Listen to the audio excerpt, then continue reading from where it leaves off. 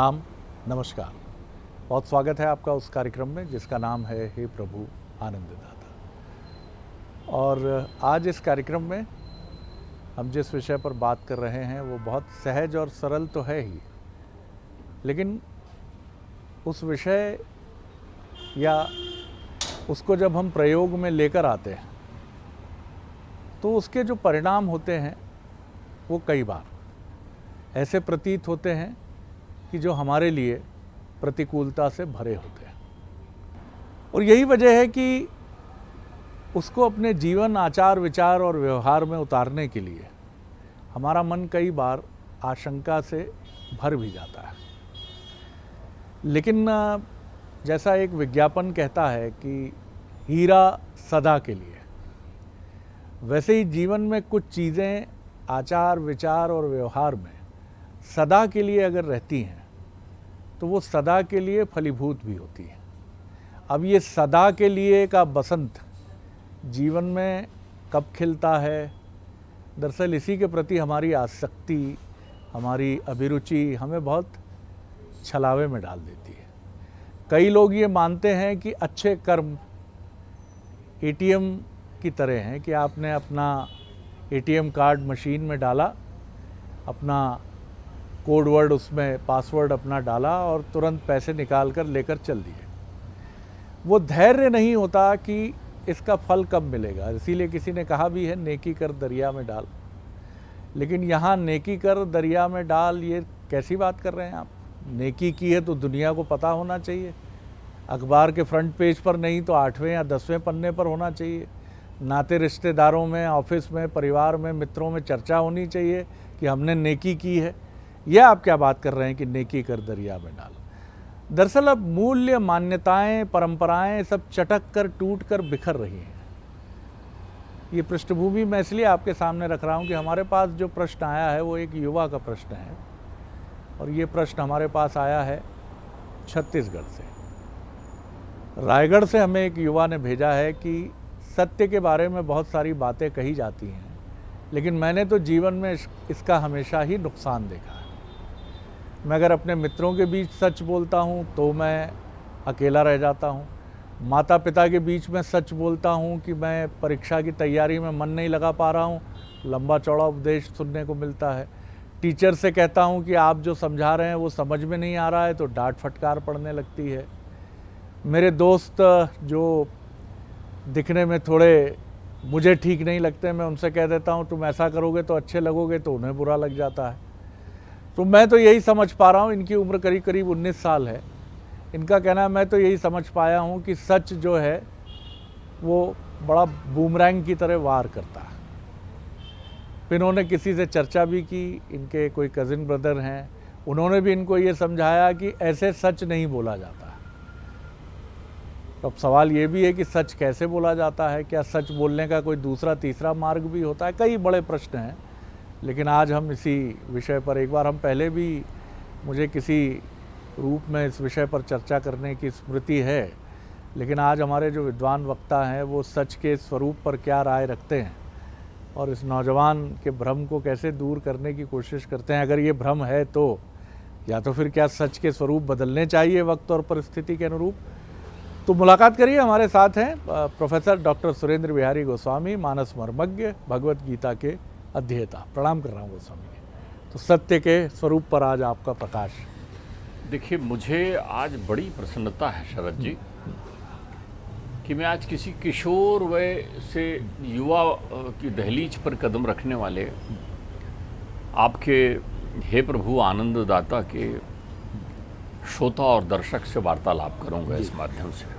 और मुझे बड़ी प्रसन्नता हो रही है, वो तो एक माध्यम है, उनके माध्यम से इस विषय पर चर्चा करने का आनंद आएगा उन सारे लोगों के लिए जो इस पथ के प्रति संशय रखते हैं या विश्वास रखते हैं, दोनों के लिए ये काम करते हैं। सच बोलने का कोई लाभ नहीं हुआ, बस यही बात गलत है। जहां आप लाभ अलाभ के लिए सत्य का उपयोग करते हैं तो वहाँ आप गलत हो जाते हैं, क्योंकि सत्य लाभ और अलाभ से हटकर कोई विषय वस्तु है। आप समझने का प्रयत्न करें। सच बोलने का कोई फल नहीं मिला, कमाल है। सत्य अपने आप में फल है, उसके बोलने से आपको और कौन सा अतिरिक्त फल मिलेगा? संसार का एकमात्र प्राकृतिक फल है, एकमात्र प्राकृतिक फल जिसका नाम सत्य है। अगर वो आपके जीवन में आ गया तो कल्प वृक्ष का फल भी जो है वो आपकी आराधना करता हुआ दिखेगा, क्योंकि आपके जीवन में सर्वश्रेष्ठ फल प्राप्त हो गया। सत्य प्राप्त करने की विषय वस्तु नहीं होती, क्योंकि सत्य होता है। आप सच की खोज में मत निकले। बहुत सारे लोग ऐसे शब्दों का उपयोग करते हैं, फिर वो सत्य की खोज में निकले। वो सत्य की खोज में नहीं निकलते, वो ब्रह्म की खोज में निकलते हैं। वो ब्रह्म, वो ज्ञान जिससे प्रकट सत्य को वो अनुभूति कर लें। जी। सत्य तो विद्यमान होता है सदैव। तो अब यहाँ पर प्रश्न ये है कि आप सच का उपयोग यदि लाभ हानि के लिए कर रहे हैं तो फिर आप सत्य को नहीं समझ पा रहे हैं। सत्य में वो जयते, सत्य की हमेशा जीत होती है, ये कहा गया है। ना नृतम, असत्य की कभी जीत नहीं होती। झूठ कभी जीतता नहीं है। लेकिन अगर आप ये बैठकर प्रतीक्षा करते रहते हैं कि अच्छा मैं सत्य के पथ पर चला तो मैं जीत रहा हूँ कि नहीं जीत रहा हूँ, तो जैसे ही आप किसी सामने वाले को झूठा समझते हैं, सत्य का आवरण आप छोड़ चुके होते हैं, फिर सत्य से विरक्त हो जाते हैं। जी। सत्य की परीक्षा में आपको ऐसा नहीं चलना है, आपको कोई हरिश्चंद्र नहीं बनना है। हरिश्चंद्र की तरह तब प्रतिष्ठा आपके पास नहीं है। राजा हरिश्चंद्र के पास भी सत्य को छोड़ने और अपनाने के विकल्प उपलब्ध थे। विश्वामित्र उनसे बार बार पूछते थे कि देखो राजन, तुम कह दो कि तुमने वचन तोड़ दिया, ये राज्य ले लो अपना। लेकिन वो कहते थे साहब ये मेरा जीवन है। सत्य के को वर्ण करने की विषय वस्तु है सत्य को। जी। जैसे विवाह हमारे यहाँ होता है तो हम कहते हैं 7 जन्मों के लिए हुआ है, अब वर्ण कर रहे हैं, परिणय बना रहे हैं। तो सत्य को वर्ण करिए, आत्मसात कर लीजिए, आत्मा में समाहित कर लीजिए और सत्य के पथ पर चलते रहिए। सत्य का पथ ऐसा नहीं है कि आप किसी से बोलते समय मनसा वाचा कर्मणा कैसे बोलते हैं। इस पर भी बहुत अच्छी बात कही है। वो कहते हैं सत्य बोलो, लेकिन कैसा सत्य बोलो? सत्य बोलने का एक तरीका है, सत्य के पथ पर चलने का एक तरीका है।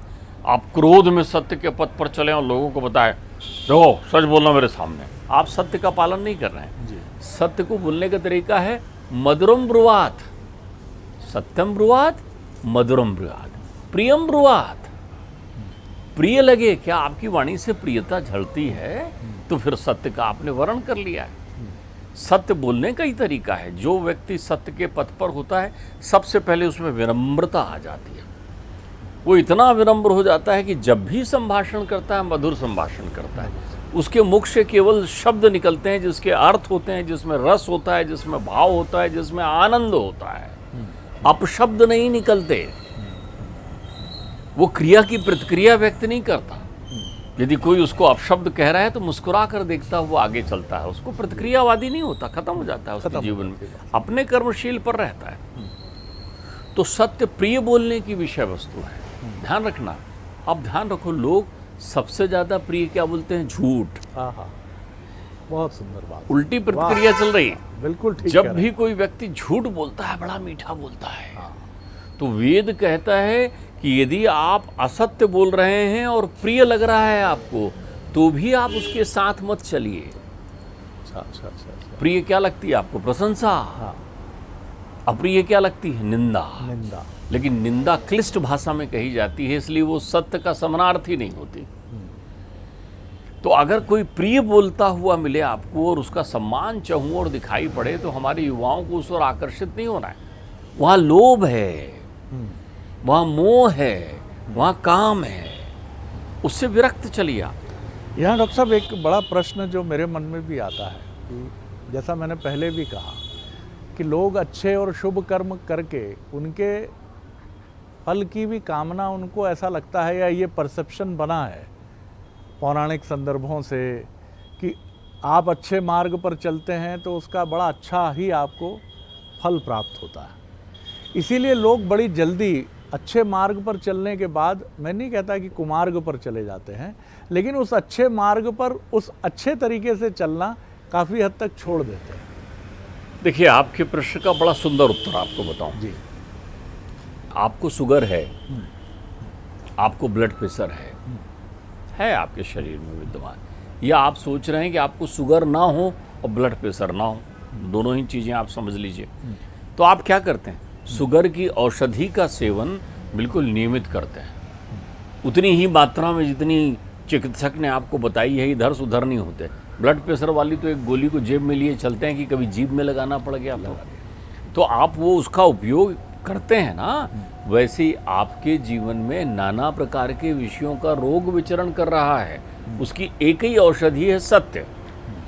तो आपको उसको या तो प्रिकॉशनल लेना है, या तो आपको सावधानी में उस औषधि का सेवन करना है, और या अगर वो रोग लग गया है तो उसके निदान में उस औषधि का सेवन करना है। दोनों ही स्थिति में सत्य का सेवन आपको करना है। तो आप पहले अर्थ समझ लें कि सत्य जो है, संभाषण आपने अगर सत्य का मार्ग अपनाया है तो सत्य का मार्ग अपनाने में शुभाशुभ फलों की, कर्मों की, फल की प्रतीक्षा करना भी आपका सत्य के प्रति डिगना है, क्योंकि आपके अंतर्चित्त में पूर्वग्रह है। आपने जैसे आप देखिए, किसी ने कहा वो फलाने महाराज जी से आप मिल लेंगे, वो ऐसा प्रसाद देंगे तो आपको ऐसा जीवन में आनंद हो जाएगा। तो आप महाराज जी से मिलने के लिए प्रसाद के लिए जाते हैं, लेकिन प्रसाद फलाशक्ति के लिए कि ऐसा होने से ये हो जाए। इसलिए सबसे पहले जो लोग देखिए, विवेकानंद जिस मार्ग से चले, आचार्य शंकर जिस मार्ग से चले, या हमारे ऋषि मुनि महर्षि और विद्वान और वैज्ञानिक जिस मार्ग से चले, वो ये सोचकर थोड़ी चले बिल्कुल ठीक कि हमको इसकी फलश्रुति मिलेगी, हमको अच्छा मिलेगा। उनको अच्छा लगा इसलिए उस मार्ग में अच्छा चले। लगा इसलिए। तो अच्छा लगने के लिए वर्ण करना पड़ता है। जिसको अच्छा ना लगे, जिसको अच्छा ना लगे उसको समझ लीजिए विषयाशक्ति है उसके जीवन में। लगना अच्छा तो हमेशा अच्छा होता है, आपको लगे या ना लगे। आप मेरी बात समझिए, बहुत अच्छी बात। जो अच्छा है वो हमेशा अच्छा है। बिल्कुल ठीक कह रहे हैं। वो आपको लगे या ना लगे। अगर अच्छा आपको अच्छा नहीं लग रहा है तो इसका मतलब आप अच्छे मार्ग पर नहीं हैं। बस इतनी सी बात है, इतनी सी इंतजार कहानी है। करिए, चलते रहिए, चलते रहिए उस प्रक्रिया में। अब आप देखिए चेतना होगी। चलना कैसा होता है। आप देखिए, वर्ण कर लेने से कितना आनंद मिलता है मनुष्य को, वहाँ विकल्प खत्म हो जाते हैं। मुझे महाभारत का वन पर्व ध्यान आ रहा है। महाभारत में युधिष्ठिर अश्वमेध यज्ञ करते हैं और बड़े विधि विधान से करते हैं। महाभारत का युद्ध पूर्ण हो चुका है। युधिष्ठिर जो हैं वो अब चक्रवर्ती सम्राट हो गए हैं, चारों तरफ उनकी जय जयकार हो रही है, और वो विधि विधान से शास्त्रगत रूप से एक अश्वमेध यज्ञ का आयोजन करते हैं। बड़ा सफल आयोजन होता है अश्वमेध यज्ञ का। नाना प्रकार के पूरी भूधरा पृथ्वी से और अप्रत्यक्ष प्रत्यक्ष देवता भी पधारते हैं। जय जयकार होता है। धर्म के प्रतीक हैं युधिष्ठिर, और उनके यज्ञ का समापन होने लगता है। भोजन परोसा जाता है। यज्ञ के बाद जो है वो उत्सव होता है, भोग ग्रहण करने के लिए प्रसादी वितरित होती है। सारे लोग ग्रहण करते हैं, खूब आनंदित होते हैं, सब आशीर्वाद देते हैं, वाह वाह वाह वाह, आपका यज्ञ सफल हुआ, सफल हुआ, सफल हुआ। तब तक कहीं से एक नेवला प्रकट होता है। उस नेवले का आधा शरीर सोने का है और आधा शरीर सोने का नहीं है। कहीं कहीं सोना है, कहीं कहीं सोना नहीं है। वो नेवला सिंह की तरह गर्जना करता हुआ कहता है, अरे काय का यज्ञ, काय का पुण्य, कुछ नहीं है, कुछ नहीं मिला आपको इसमें, यहाँ वो नहीं था जो मैंने देखा है। तो जब वो गर्जना करता है तो सब लोग इकट्ठे हो जाते हैं, घेरते हैं। वो चलते हुए युधिष्ठिर के सिंहासन तक आता है। वो देखते हैं नेवला और मनुष्य की भाषा में बात कर रहा है। वो पूछते हैं, भैया बात क्या है? बोले, मैं तुम्हारे यज्ञ का तो कोई तुमको पुण्य फल नहीं मिलेगा। यहाँ पर जितने भी लोग हैं वो अलग अलग भावनाओं को लेकर एकत्रित हुए हैं। हो सकता है विप्र दान पुण्य लेकर प्रसन्न हो रहे हैं, हो सकता है राजा महाराजा आपको महान मान करके स्तुति कर रहे हैं क्योंकि आपने इतना बड़ा युद्ध जीता है, लेकिन यहाँ पर सत्य नहीं था। इस यज्ञ में सत्य की विद्वानता नहीं लगी मुझे। तो वो बोलते हैं, कैसे? बोले, आप मेरा शरीर देख रहे हैं जो जगह जगह आधा सोने का है, आधा नहीं है। ये स्वर्ण युक्त कैसा हुआ? ये वाणी मुझे कैसे मिल गई जिसमें मैं आपसे वार्तालाप कर रहा हूँ? इस उस यज्ञ का फल है जिसे मैंने अपनी आँखों से देखा है। वो है सत्य यज्ञ, वो मैंने देखा है। बोले, कौन सा यज्ञ देखा है? तो वो नेवला कहता है कि भाई, मैं किसी काल में इसी पृथ्वी पर एक परिवार रहता था। उस परिवार में जो विप्र था, विप्र का परिवार था, ब्राह्मण का, वो ब्राह्मण का परिवार जो है वो उच्चिष्ट भिक्षावृत्ति का संकल्प लिए हुए था। उच्चिष्ट भिक्षावृत्ति कहलाती है, आप जहाँ गुजरिए और जहाँ अनाज के कण पड़े हों उनको इकट्ठा करके लाइए और उसी अनाज से अपना भोग ग्रहण करिए। ये उच्चिष्ट भिक्षावृत्ति से अपना जीवन गुजारता है।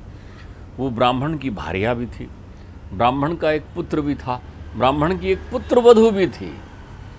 तो 4 लोगों का वो परिवार वहाँ एक खोहे में, उस घर में, उनकी झोपड़ी में मैं रहता था। तो वो ब्राह्मण जो है जीवन बिता रहे थे, उनका एक ही संकल्प था कि उच्चिष्ट भिक्षावृत्ति करना है, लाना है। उन्होंने अपने जीवन में इसको वर्ण कर लिया था। उनके पास विकल्प था, ब्राह्मण विप्र विद्वान था, वो चाहता तो सीधा भिक्षावृत्ति कर सकता था, चाहता तो कथा पूजन इत्यादि से जीवन संरचना कर सकता था, लेकिन वो परमात्मा के अधीन संकीर्तन करता हुआ रहता था और उच्चिष्ट भिक्षावृत्ति से ही जीवन बिताता था। तो बोले ऐसा हुआ कि दुर्भिक्ष पड़ गया। 1 दिन, 2 दिन, 3 दिन, 4 दिन, कहीं खेत खलिहान सब सूख गए, कहीं से उसे उच्चिष्ट भी नहीं मिला, अनाज का एक कण तक नहीं मिला। बोले कालांतर में जब 1 सप्ताह बीत गया और भूखे रहकर कृशकाय होता हुआ उनका पूरा परिवार पड़ा हुआ था, तब एक दिन उस विप्र को कहीं पड़ा हुआ जौ का दाना मिल गया। तो जौ के दाने को बिखरा हुआ देखा तो विप्र ने उठाया। वो करीब 1 सेर होगा, आप उसको बोलचाल की भाषा में 1 किलो होगा समझ लीजिए। 1 किलो जौ का दाना वो लेकर आया घर में। तो उसकी बहू बड़ी चतुर थी, उसने उस जौ के दाने का सत्तू बना लिया। अब सत्तू बनाकर चारों ग्रहण करने के लिए बैठे। 1-1 पाव सत्तू चारों को मिल गया और चारों अपनी अपनी थाली लेकर के, जो भी उनके पास साधन था, सत्तू को ग्रहण करने बैठे। तभी वहाँ एक वृद्ध भूखा विप्र आ गया। उसने कहा कि साहब ये मुझे भूख लगी, भोजन कराओ। तो उन्होंने उनको जल पिलाया और उस परिवार के मुखिया उस विप्र ने अपने हिस्से का सत्तू उसकी ओर बढ़ा दिया। उसने वो ग्रहण किया, लेकिन उसकी जठराग्नि शांत नहीं हुई। तो अब वो चिंता में पड़ गया कि मैं कहाँ से इनको ला कर दूँ अब। तब तक उसकी भार्या ने कहा, नहीं जी, देखिए सत्य को वर्ण कर लिया तो पूरे परिवार में विद्यमान हो गया।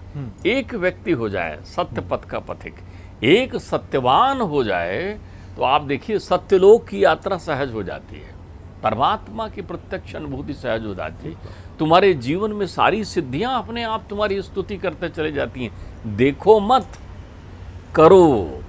तुम तो देखते हो, इसलिए देखने मात्र से तुम सत्य से विचलित हो जाते हो। सत्य का पथ कठिन है, ध्यान रखिएगा। उनकी भार्या ने कहा, आप मेरा ले लीजिए। उन्होंने रोका, नहीं भाई, मैं तुम्हारा पति हूँ, तुम्हारे शरीर की रक्षा करना मेरा कर्तव्य है, तुम क्यों दे रही हो? बोले अच्छा, आप जिस पथ के पथिक में आपकी अर्धांगिनी। वो अपना 1 पाव खिला देती है, वो फिर भी उनकी भूख शांत नहीं होती। तो पुत्र कहता है, पिताजी मेरा दूंगा मैं, आप ग्रहण करिए विप्र महोदय। वो पिताजी कहते हैं, नहीं बेटा, मेरा पुत्र की रक्षा करना पिता का काम है, तुम कैसे कर रहे हो? वैसे भी तुम युवावस्था में और तुम्हारा शरीर कृशकाय हो चुका है। वो कहता है, अच्छा, जैसा पिता वैसा पुत्र नहीं होता क्या? पुत्र का धर्म क्या है? त्राण, मतलब पुत्र शब्द की उत्पत्ति की बड़ी सुंदर व्याख्या की है कि जो पूत नामक लोक ने नरक से त्राण करे, अर्थात पिता को मुक्त करे, वो पुत्र कहलाता है। तो मैं तो आपके पथ पर ही चलूँगा। और पुत्रवधू भी यही अर्धांगिनी का धर्म निभाने के लिए दे देती। वो तृप्त होते हैं तो वो साक्षात धर्म होते हैं। परीक्षा लेने आए होते हैं, सत्य की परीक्षा, धर्म ले रहे हैं, तो धर्म उन सब को सीधे सत्य लोक में मुक्त कर देते हैं। कहते हैं आप सब मुक्त, और उनको यान से लेकर चले जाते हैं। बोले ये सब मैं देख रहा था तो वहाँ जो अनाज के कण सत्तू के जूठे पड़े हुए थे उसमें मैं लौटने लगा। वो जहाँ उनके चरण कमल पड़े थे उसमें मैं लौटने लगा। कुछ कुछ खाने लगा तो उसके प्रताप से मेरे शरीर में जहाँ जहाँ वो कण पड़े मैं स्वर्ण का हो गया। तब से जहाँ भी यज्ञ चलता है, बड़े पुण्य अनुष्ठान होते हैं, वहाँ जाकर मैं लौटता हूँ। तुम्हारे यहाँ मैं लौटा, लेकिन देखो मेरे शरीर का वही हाल रहा। तो अगर आप सत्य पथ के पथिक हैं, ध्यान रखिएगा, तो फिर आपके सत्कर्म की अनुगूंज जो है वो त्रिलोक में विद्यमान हो जाएगी और तुम चलो इस पथ पर। बड़ा सुंदर पथ है। आप कहेंगे करना क्या है? सहज हो जाओ, सहज हो जाओ। अब आपको लोग टोकेंगे इसलिए कि आप सच बोलने के नाम से कब चुगलखोर हो जाओगे मालूम नहीं चलेगा। दूसरे की गलतियों को बताना, धर्म पथ में अधिष्ठाता होकर स्थापित करना, ये बोलना कि तू असत्य बोलता है, देख मैं सत्य बोलता हूँ, तुलना करना, ये सारे विग्रह तुम्हारे जीवन को कलुषित बना देंगे। तुम यदि सत्य पथ पर हो तो सत्य तुम्हारा धर्म है, सत्य ही माता है, सत्य ही पिता है, सत्य ही धर्म है, सत्य ही जीवन है। तभी तो कहा जाता है राम नाम सत्य है, अर्थात परमात्मा, तभी तो उस परमात्मा का नाम है सच्चिदानंद, जो सत्य चित्त और आनंद है। तो उनको ग्रहण करके तुम अपने पथ पर चलो। तुम देखो नहीं, तुम झांको नहीं, तुम भटको नहीं, तुम टूटो नहीं और तुम रूठो नहीं। यही सबसे बड़ा मूल मंत्र है जीवन में। इस इंद्रियों से जो कुछ भी हम अनुभव करते हैं उसके प्रति हम बचपन से ही, जब से होश संभालते हैं, हमें पता चल जाता है ये मीठा है, ये खट्टा है, ये कूलर या एसी की ठंडी हवा है, गर्मी में भी राहत देती है। लेकिन ये सब हमारे इंद्रिय जनित अनुभव हैं। अतीन्द्रिय जो है, जो अंदर की इंद्रियां हैं, जो आध्यात्मिक अनुभूतियों की जनक भी मानी जाती है, अतीन्द्रिय अनुभव हमारे शून्यवत होते हैं। और इसीलिए हमारा पूरा जीवन झुका होता है इंद्रिय जनित अनुभवों के प्रति। इंद्रियां हमें बताती हैं कि चापलूसी करने से, प्रशंसा करने से, किसी की झूठी करने से लाभ मिलता है। और अतीन्द्रिय अनुभव कुछ है नहीं कि सच बोला भी, डांट पड़ गई, लेकिन अंदर कुछ बदला ही नहीं आपके भीतर, क्योंकि आपने अपने अतीन्द्रिय तंत्र को प्राणवान बनाया ही नहीं है। उसके लिए जिस तरह के धर्म, संयम और योग की आवश्यकता है, उससे आप दूर रहे हैं। इसलिए उस अतीन्द्रिय का कुछ पता ही नहीं है। आपको सब मालूम है जो इंद्रिय जनित है।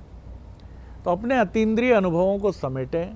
इस युवा के लिए शायद ये समझना कुछ कठिन होगा, लेकिन सत्य की कहानियाँ उस नेवले की कहानियों की तरह उनका समापन तुरंत नहीं हो जाता है। ये कथा है, लंबी चलती हैं। लेकिन आपको, हमको लगता है कि 2 घंटे की फिल्म की तरह एक धर्म प्रकट होते हैं और स्वर्ण रथ पर बिठाकर आपको ले चलते हैं। आपकी, हमारी यही कल्पना ही हमें सत्य के मार्ग से दूर ले जाती है। आप और हम यहीं ठिठक कर रह जाते हैं कि सच बोलना तो बड़ा अपराध है। देखें जी, आपको एक बात और बताऊं, जैसे ही आप सत्य को आत्मसात करते हैं, सत्य को वर्ण करते हैं, सत्य को पूजन और अपनी आत्मा की विषय वस्तु को पहचान लेते हैं, आप चलते हैं। आवश्यक नहीं है कि आपके कर्माशय एक जन्म में हो जाए, लेकिन जन्म जन्मांतर से जो वासनाओं का बंधन तुम्हारे साथ चल रहा है, उससे मुक्त होते चले जाओगे। और तुम्हारे अंश वंश परिवार, तुमसे जुड़े हुए सारे लोग तुम्हारे माध्यम से मुक्ति पथ के पथिक होते चले जाएंगे। इसलिए अपने बंधनों का नाश करने के लिए, कर्माशयन के लिए ये भी गोस्वामी जी शायद कई लोगों को कठिन लगे ये समझना भी कि वो कर्माश्रय को समझें, वो अपने पुरखों को, अगले पिछले, उनकी मुक्ति की कामना करते हुए इस जन्म में जिएं। ऐसे बहुत सारे लोग हैं जो इसी जन्म को सब कुछ मानते हैं। इसलिए महत्वपूर्ण बिंदु यही है कि आप अपने उस अतीन्द्रिय अनुभव के प्रति अपने को खोलें। विवेकानंद जैसा गोस्वामी जी ने भी कहा, या आज भी जो लोग हैं, मोहनदास करमचंद गांधी से किसने कहा था कि अपनी आत्मकथा में ये लिख डालो कि जब पिता मृत्युशैया पर थे तो आप पत्नी की आसक्ति में खोए हुए थे। ये मोहनदास करमचंद गांधी ने सत्य के मेरे प्रयोग में लिखा है। किसने कहा उनसे ये कहने से? क्या ऐसा लिखने वाले का मान बढ़ जाता है? अगर गांधी अपने कर्मों से बड़े नहीं होते तो क्या ये आत्मकथा पढ़कर लोग पत्थर लेके उनके घर नहीं पहुंच जाते? दरअसल ये चीजें आपके मन को सुखकर क्या लगता है, ये वही प्रश्न है। आपके मन को आनंद से क्या भर रहा है, आप उसी के आधार पर तय करिए। और यही सबसे महत्वपूर्ण बात है। जो सच है वो हर युग का सच है, वो क्राइस्ट का भी सच है, वो गुरु नानक का भी सच है, वो पैगंबर का भी सच है, और वो राम का भी सच है। आप और हम अगर सच के खाने बना लेंगे कि ये शरद द्विवेदी का सच है, ये सचिन जंभोरकर का सच है, ये डॉक्टर गोस्वामी का सच है, तो हम फंसेंगे। इसलिए सच सच है, सच को सच ही रहने दीजिए, कोई और नाम मत दीजिए। बहुत आनंद आया गोस्वामी जी, प्रणाम करता हूँ। अगले एपिसोड में एक और विषय लेकर उपस्थित होंगे। अनुमति दीजिए। नमस्कार।